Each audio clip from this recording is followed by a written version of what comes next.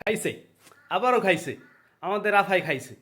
তো লাইলা আফারে তো আপনারা সবাই চিনেন, যে হ্যাঁ একখানে মানে কি কম, যে ক লাগে আসলে কইতে পারতেছি না, ফেসবুকে কিছু গাইডলাইন আছে তো। তো এগুলো হয়েছে কি সমাজ নষ্ট করে, ঠিক আছে, সমাজের পোলাপানগুলোর মাথাগুলো বিগড়াইয়া দেয়।